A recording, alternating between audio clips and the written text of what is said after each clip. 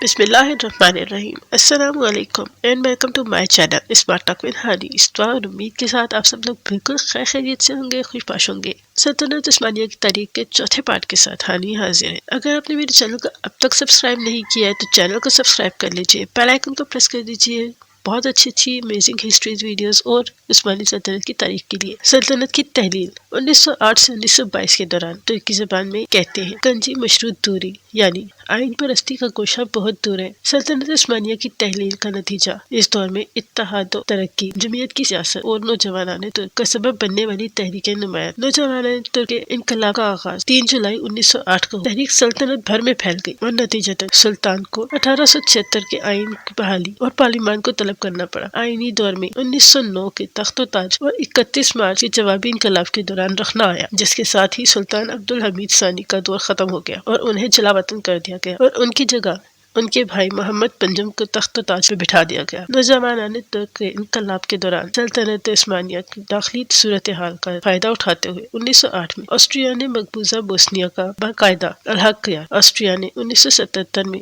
روس ترک جنگ میں برلن کانگریس 1878 کے بعد اس پہ قبضہ کر لیا۔ اتالیہ ترک جنگوں کے دوران سربیا، مونٹینیگرو، یونان، بلغاریہ پر مشتمل برکان لیگ نے سلطنت عثمانیہ کے خلاف اعلان جنگ کر دیا، جس کے نتیجے میں سلطنت عثمانیہ کو بلکان جنگ میں 1912-1913 کا سامنا کرنا پڑا اور اسے جزیرہ نما بلکان کے کئی علاقوں سے ہاتھ دھونا پڑا۔ لیبیا اور جزیرہ نما بلکان میں جنگی اتحاد اور ترقی جمعیت کا پہلا بڑا امتحان۔ اتالیہ ترک جنگوں میں سلطنت کو لیبیا سے بھی ہاتھ دھونا پڑا۔ یہ پہلی جنگ تھی جس میں دنیا میں پہلی بار میدان جنگ میں ہوائی جہازوں کا بھی استعمال کیا گیا تھا۔ 19ویں صدی کے آخر میں قائم ہونے والی بلکان ریاستیں نسلی اور قومی بنیادوں پر البانیہ، مقدونیہ اور تھریس کے عثمانی صوبوں سے بھی اضافی علاقوں کے حصول کی خواہشمند تھی۔ ابتدائی طور پر مارچ 1912 میں سربیا اور بلغاریہ اور مئی 1912 میں یونان اور بلغاریہ کے درمیان معاہدے طے پائے، جس میں روس نے ثالث کا کردار ادا کیا۔ سربیا بلغاریہ معاہدے میں مقدونیہ کی تقسیم کا معاملہ کا مطالبہ بھی کیا گیا، جو پہلی بلکان جنگ کا سبب بن گیا۔ دوسری بلکان جنگ کے آغاز میں اہم سبب سابق بلکان اتحادیوں نے نئے حاصل کردہ علاقوں کی تقسیم پر پیدا ہونے والے تنازعات تھے، جس سے سلطنت عثمانیہ نے بھرپور فائدہ اٹھایا اور تھریس کے کئی علاقے دوبارہ فتح کر لیے۔ بلکان جنگ کے سیاسی نتائج 1913 تخت و تاج اور 3 پاشاؤں کی حکومت کا سبب تھا۔ جنگ عظیم اول پہلی جنگ عظیم میں بغداد ریلوے پر جرمن اختیار بین الاقوامی طور پر کشیدگی کا ایک بہت اہم مسئلہ پیش آیا۔ سلطنت عثمانیہ نے پہلی جنگ عظیم کے مشرق وسطی میدان میں حاصل کی، جس کا سبب ترک جرمن اتحاد تھا۔ عثمانیوں نے جنگ کے ابتدائی دور میں 2 اہم فتوحات، جنگ گیلیپولی اور محاصرہ کوت حاصل کی، لیکن اسے کئی دھچکے بھی لگے، جیسے روس کے خلاف تباہ کن مہم قفقاز مہم۔ 1917 کے روسی انقلاب نے عثمانیوں کو شکست کے داغ دھونے اور کھوئے ہوئے علاقے حاصل کرنے کا اہم موقع فراہم کیا اور عثمانی افواج جنگ کے اختتام میں مراحل میں آذربائیجان کے حصول میں بھی کامیاب ہو گئی، لیکن جنگ عظیم کے اختتام تک اسے ان فتوحات سے ہاتھ دھونا پڑا۔ اس تنازع میں پیش آنے والا ایک متنازع اور اہم واقعہ صوبہ وان میں ترک حکام، عثمانی فوج اور کرد جنگجوؤں کے ہاتھوں لاکھوں ارمینیائی باشندوں کا مبینہ قتل عام اور اہم واقعہ صوبہ وان میں ترک حکام، عثمانی افواج اور کرد جنگجوؤں کے ہاتھوں لاکھوں ارمینیائی باشندوں کا قتل عام تھا اور ملک بدری اور اس کے خلاف ارمینیائی باشندوں کی مزاحمت تھی۔ ایک مرکزی ارمینیائی مزاحمتی گروہ نے مئی 1915 میں آزاد عبوری حکومت کا اعلان کر دیا اور عثمانیوں نے اسے مشرقی اناطولیہ پر جارحیت کرنے والی روسی افواج کا ساتھ دینے والی کوشش سمجھا۔ اس تنازع میں پیش آنے والا ایک متنازع اور اہم واقعہ صوبہ وان میں ترک حکام، عثمانی افواج اور کرد جنگجوؤں کے ہاتھوں لاکھوں ارمینیائی باشندوں کا قتل عام اور ملک بدری اور اس کے خلاف ارمینیائی باشندوں کی مزاحمت تھی۔ ایک مرکزی ارمینیائی مزاحمتی گروہ نے مئی 1915 میں آزاد عبوری حکومت کا قیام کا اعلان کر دیا اور عثمانیوں نے اسے مشرقی اناطولیہ پر جارحیت کرنے والی روسی افواج کا ساتھ دینے کی کوشش سمجھا۔ 1917 کے اختتام تک ارمینیائی انقلابی وفاق نے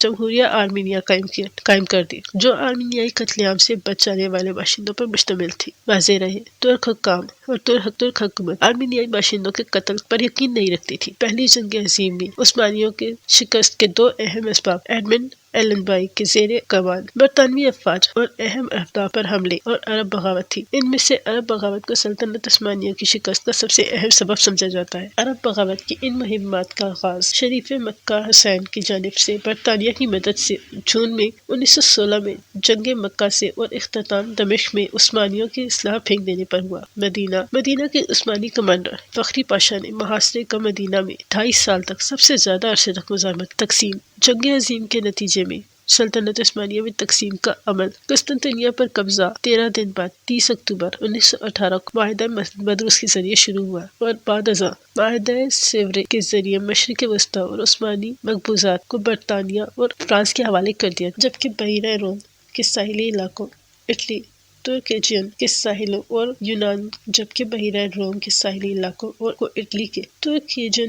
کو یونان کے آبنائے باسفورس اور آبنائے مرمرا کو بین الاقوامی علاقوں کے طور پر اتحادی قوتوں کے حوالے کر دیا گیا۔ اس کے ساتھ ساتھ مشرقی اناطولیہ میں جمہوریہ آرمینیا کو توسیع دیتے ہوئے بیلسوینین آرمینیا کی تشکیل دی گئی، جو آرمینیائی باشندوں کا قدیم وطن تھا۔ تاہم اس کے بعد ان علاقوں میں ترک اور کرد بھی بس گئے تھے۔ برطانیہ نے مشرق وسطیٰ میں تقسیم کے لیے انتہائی چالاکی اور عیاری سے فرانس کا ساتھ دیتے ہوئے سائکوس پیکوٹ نامی خفیہ معاہدہ کیا۔ استنبول اور ازمیر پر قبضہ ترکی قوم کی تحریک کے قیام کا سبب بنی اور مصطفیٰ کمال پاشا کے زیر قیادت جنگ آزادی کا آغاز اور جمہوری ترکی کا قیام کا اعلان کیا گیا۔ مصطفیٰ کمال پاشا کے زیر قیادت ترک قومی تحریک نے 23 اپریل 1912 کو انقرہ میں قومی مجلس اعلیٰ ترکی زبان میں بیوک ملت مجلس کے قیام کا اعلان کیا، جس نے استنبول میں عثمانی حکومت کو اور ترکی میں بیرونی قبضے کو تسلیم کرنے سے انکار کر دیا۔ ترکی انقلابیوں نے عوامی فوج کے ذریعے یونان، اٹلی اور فرانس کی افواج کو اناطولیہ سے نکال دیا اور معاہدہ سیورے کے نتیجے میں جو علاقے جمہوریہ آرمینیا کو مل گئے تھے انہیں بھی دوبارہ حاصل کر لیا اور آبنائے باسفورس اور آبنائے مرمرا میں قابض برطانوی افواج کے لیے بھی خطرہ بن گئی۔ بالآخر ترک انقلابیوں نے آبنائے باسفورس، آبنائے مرمرا اور استنبول پر قبضہ کر لیا اور 1 نومبر 1922 کو سلطنت عثمانیہ کے خاتمے کا اعلان کر دیا۔ آخری سلطان محمد وحید الدین جو چھٹے سلطان تھے 1861 سے 1926 تک 17 نومبر 1922 کو ملک چھوڑ کر چلے گئے اور معاہدہ لوزان کے تحت 24 جولائی 1923 کو باضابطہ طور پر ترک جمہوریہ کو تسلیم کر لیا گیا۔ چند ماہ بعد 3 مارچ 1924 کو خلافت کے خاتمے کا اعلان کر دیا گیا اور سلطان اور ان کے اہل خانہ کو ناپسندیدہ شخصیت قرار دیتے ہوئے جلاوطن کر دیا گیا۔ 50 سال بعد 1974 میں ترک قوم نے قومی مجلس اعلیٰ نے سابق شاہی خاندان کو ترک شہریت عطا کرتے ہوئے وطن واپسی کی اجازت دے دی۔ سلطنت عثمانیہ کے خاتمے کے نتیجے میں جو نئے ممالک قائم ہوئے ان کی تعداد اس وقت بشمول متنازع شمالی ترکی جمہوریہ 40 بنتی ہے۔ ویڈیو کا اگلا پارٹ انشاءاللہ کل ہوگا۔ اگر ویڈیو پسند آئی ہو تو لائک ضرور کیجیے گا، چینل کو سبسکرائب کیجیے، دعا میں یاد رکھیے گا۔ اللہ حافظ۔